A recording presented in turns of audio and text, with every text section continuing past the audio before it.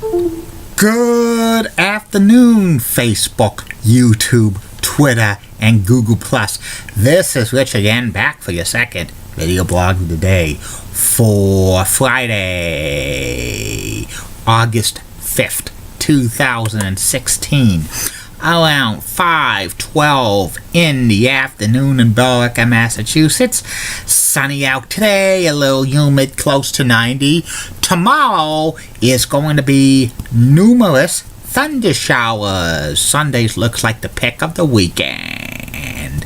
Some news to report. The Arizona Cardinals signed quarterback Carson Palmer and wide receiver Larry Fitzgerald to a one-year contract extension through the 2017 season. So that's a good move.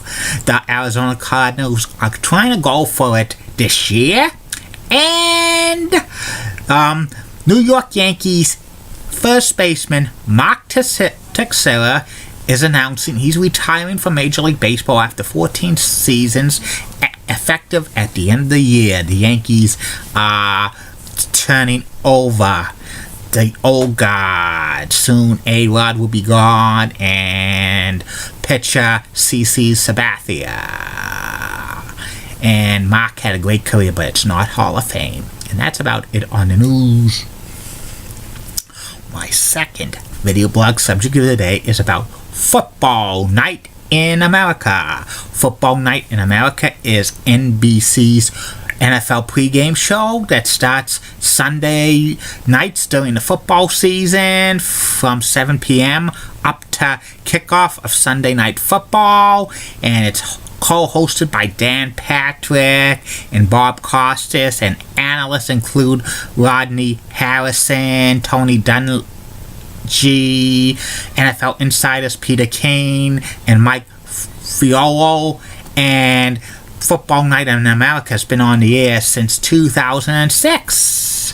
Football Night in America starts with an opening segment where Dan Patrick takes like the highlights of the week's action in the NFL on Sundays, brief recap, plus some news by Peter Kane. Then he goes to the game site where Bob Costas, who's the on-site host, along with Al Michaels and Chris Collinsworth, and they kind of preview the Sunday Night Football game. And then at 7:15, Dan and Tony and Rodney go into the screening room to show highlights of each and every NFL football game played in that week, because at 7:15 NBC is legally allowed to carry NFL highlights from the early games, like the 1 p.m. games, because the 4 p.m. games are still going on CBS and Fox. And Dan and Tony and Rodney break down the NFL games of that week with the key plays and other good stuff. They could show up to 14 highlights of NFL games during the Pacific week. And then they have an interview segment of an NFL player or a coach, which is done by Bob Costas early in the week, and they showed the highlights up into kickoff. And before, when Football Night in America started in 2006, the first segment, they had field reporters for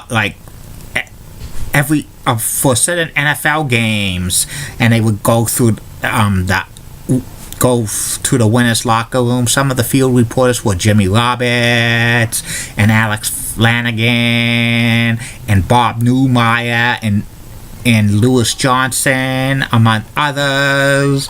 That was scrapped in the third year of Football Night in America. Originally, Bob Costas and Chris Collins were the main host of Football Night in America back in 2006, but eventually they moved to the on-site for the games, and Keith Olbermann co-hosted with Dan Patrick for Football Night in America for about 3 years in the late 2000s, early 2010. Other analysts who have appeared on Football Night in America in the past were Tiki Baba and Jerome Bettis, and also on Football Night in America's in the past been Carolyn Mano and Catherine Tappan about like reports of the NFL big news stories. And for 1 year in 2014, Josh Elliott was a kind of a correspondent for Football Night in America, and they used to have Football Night in America, like the opening, like the beginning title was like footballs going across America with certain landmarks like the Statue of Liberty, the Gateway Arch in St. Louis, the Golden Gate Bridge, the Space Needle in Seattle, and other famous landmarks, but that's been scrapped since. Football Night in America is a great pregame show. It ranks right up there with like Fox NFL Sunday and the NFL Today on CBS and NFL Countdown on ESPN, and they have a great crew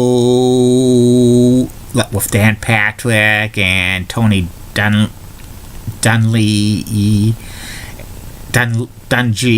and Rodney Harrison, and with Peter Kane as an NFL insider. They should have maybe one or two more analysts, because that would be perfect for that. And that's about it on Football Night in America.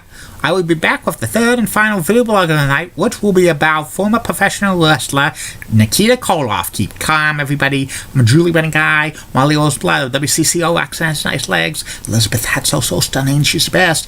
Amy Sweezy is awesome, Amy.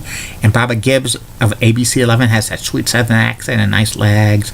And Linda Church is such a cool guy. And in the words of Dee Patel, last week, no pass. And in the words of Bruce Cronin, former co-worker at Hot Hanks, want to put a wager on that with she. See you later.